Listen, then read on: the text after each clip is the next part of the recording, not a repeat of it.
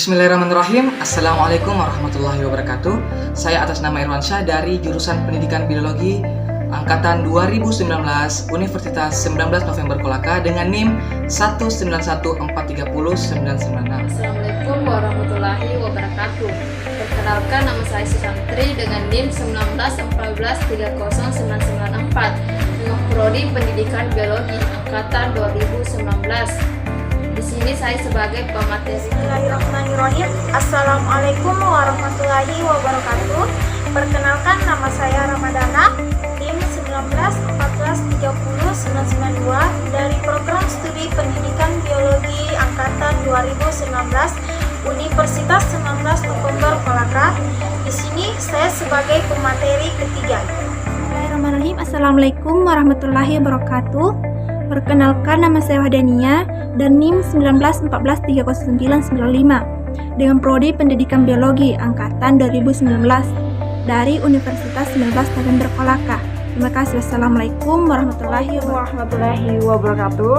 Perkenalkan, nama saya Yuni Isma dengan NIM 191400988 dari Program Studi Pendidikan Biologi Universitas 19 November Kolaka sebagai pemateri kelima. Bismillahirrahmanirrahim. Assalamualaikum warahmatullahi wabarakatuh.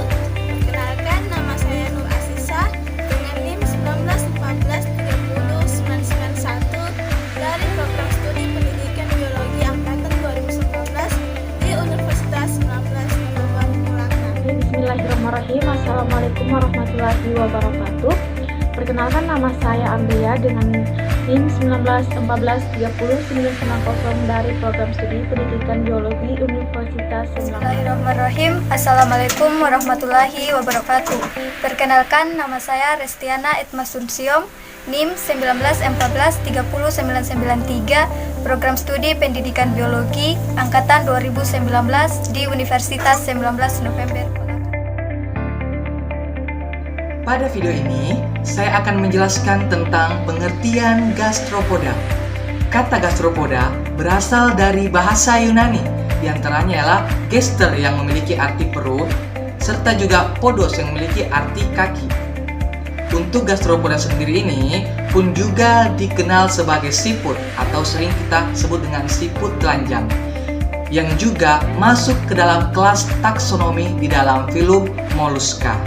Kelas ini melingkupi segala macam jenis siput, serta juga disebut siput telanjang itu dengan segala macam ukuran, dari ukuran mikroskopis sampai dengan ukuran yang besar. Terdapat banyak sekali spesies dari siput laut serta juga siput laut telanjang, dan juga begitu dengan limpet, siput darat, siput air tawar, serta siput telanjang darat. Jadi, gastropoda merupakan hewan bertubuh lunak yang berjalan menggunakan perutnya.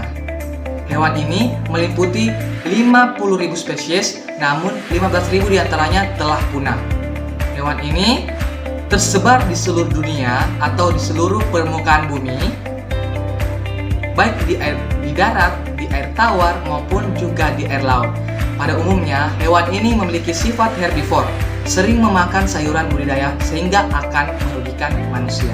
Oke, penjelasan selanjutnya tentang gastropoda akan dilanjutkan oleh teman saya. Materi saya yaitu ciri-ciri gastropoda. Ciri-ciri gastropoda adalah tripoplastik selomata, simetri bilateral, mempunyai cangkang berfungsi sebagai rumahnya, berbentuk kerucut dan berpiling-piling spiral ke arah kanan atau kiri.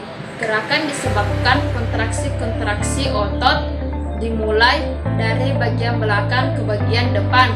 Memiliki sepasang tentakel panjang berfungsi untuk membedakan gelap dan terang, dan sepasang tentakel pendek berfungsi sebagai indera peraba dan pembau. Ciri-ciri paling utama gastropoda ini adalah memiliki cangkang tunggal, sehingga dulu kelas ini disebut ialah sebagai univalve. Akan tetapi tidak seluruh anggota kelas ini memiliki cangkang siput. Yang tidak bercangkang ini disebut juga siput telanjang. Hewan ini sudah kehilangan cangkangnya disebabkan karena proses evolusi. Demikianlah pemaparan materi saya.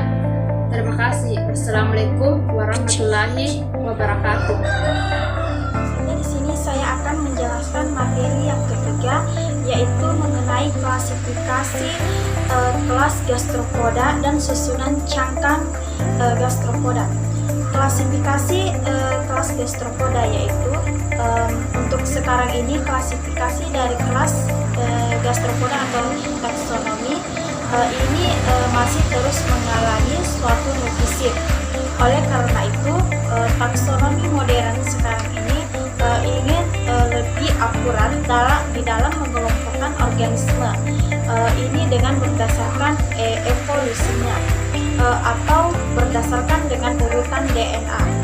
Taksonomi gastropoda saat ini sedang disusun ulang untuk dibuat menjadi suatu kelompok atau golongan yang monofiletik. Namun demikian, klasifikasi lama ini membagi kelas ini menjadi 4 subkelas, antaranya itu yang pertama ada Opistopransia. Opistopransia ini merupakan insang yang berada di sebelah kanan serta di belakang jantung. Yang kedua ada Gymnomorpha. Gymnomorpha ini tidak mempunyai cangkang. Yang ketiga itu ada Prosopransia. Prosopransia ini merupakan insang di sebelah depan jantung. Yang keempat itu ada Pulmonata. Pulmonata ini memiliki paru-paru dan tidak memiliki insang.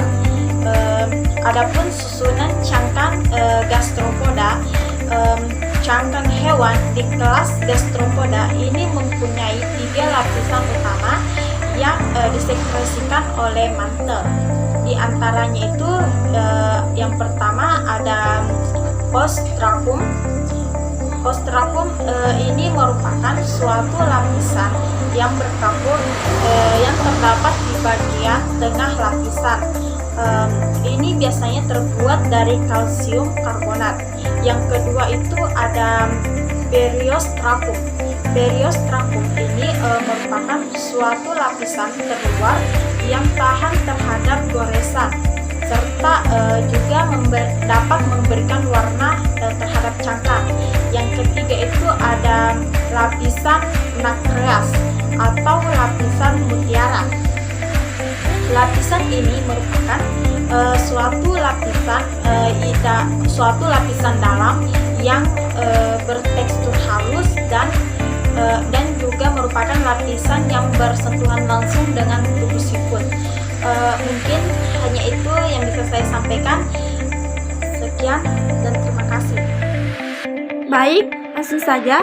Di sini saya akan menjelaskan tentang sistem respirasi, yang dimana respirasi adalah peristiwa menghirup udara dari luar yang mengandung oksigen, serta menghembuskan udara dari luar yang banyak mengandung karbon dioksida sebagai sisa-sisa dari oksidasi yang keluar dari tubuh. Penghirupan udara ini disebut sebagai inspirasi, dan menghembuskan udara ini disebut sebagai ekspirasi. Pada alat respirasi gastropoda ini berupa insang bagi yang hidup di air, dan paru-paru pulmonium ini untuk bagi yang hidup di darat. Kemudian, kadang-kadang rongga mantel juga ini dapat melakukan fungsi respirasi. Dan pulmonium ini juga dapat merupakan jalinan antara pembuluh-pembuluh darah yang berhubungan langsung dengan jantung atau dengan letak insang atau paru-paru. Itulah penjelasan dari saya, lebih dan kurangnya mohon dimaafkan. Wassalamualaikum warahmatullahi wabarakatuh. Sini saya akan menjelaskan mengenai sistem saraf pada gastropoda. Sistem saraf pada gastropoda ini memiliki ganglion dan cerebral. Pada sistem saraf gastropoda terdiri dari yang pertama yaitu ganglion cerebral, di mana ganglion cerebral ini terletak di sebelah dorsal. Kedua, ganglion pedal, di mana ganglion pedal ini terletak di sebelah sentral. Yang ketiga, ganglion parietal yang terletak di sebelah lateral. Yang keempat, ganglion abdominal yang terletak di sebelah median. Dan yang terakhir yaitu ganglion bukal yang terletak di sebelah rongga mulut.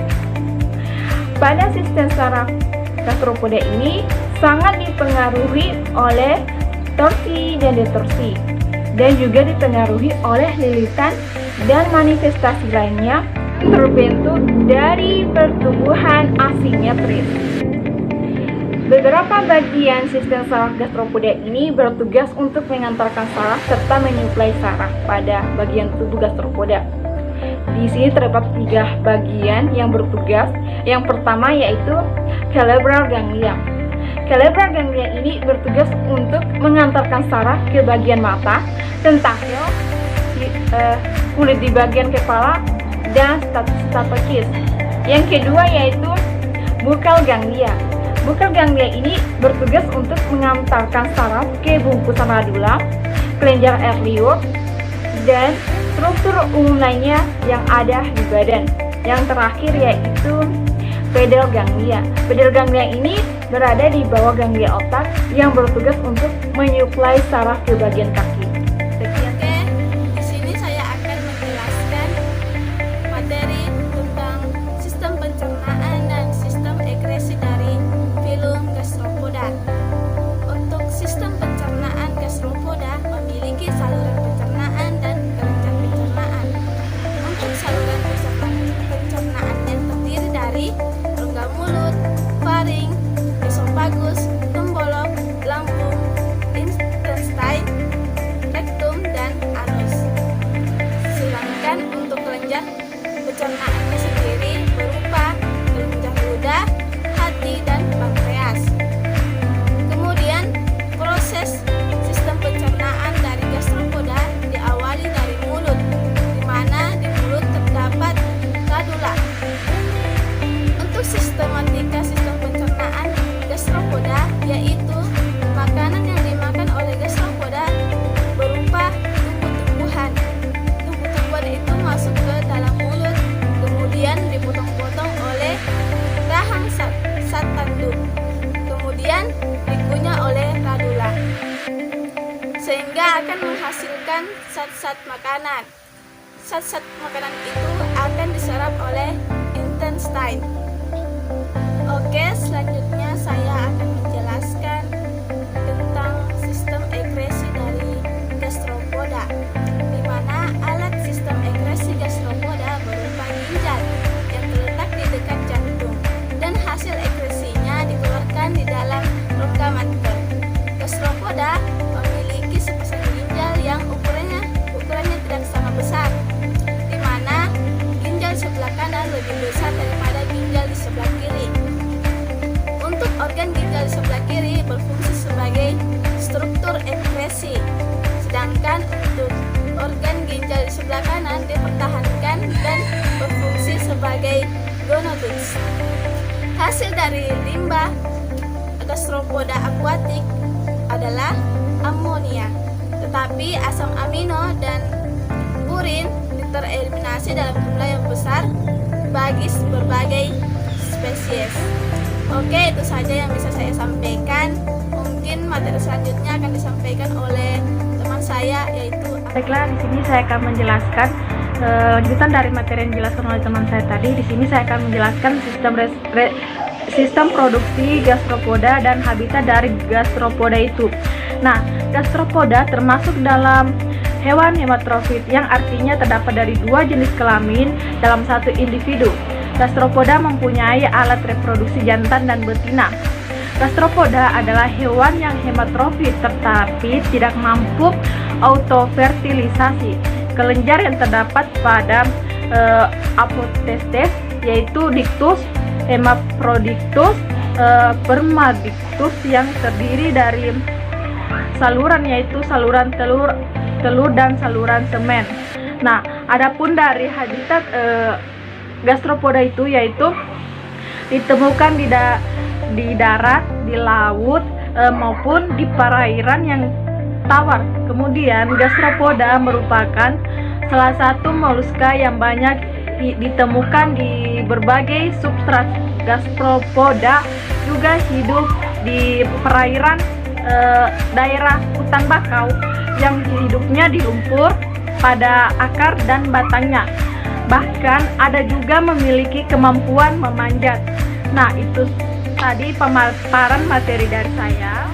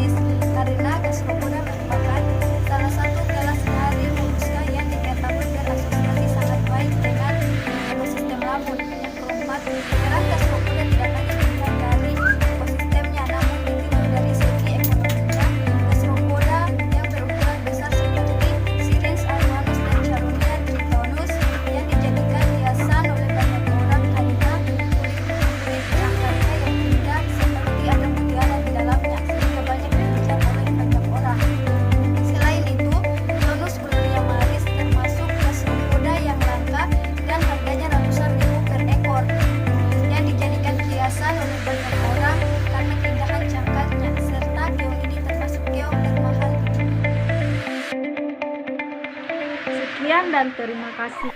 Itulah pemaparan materi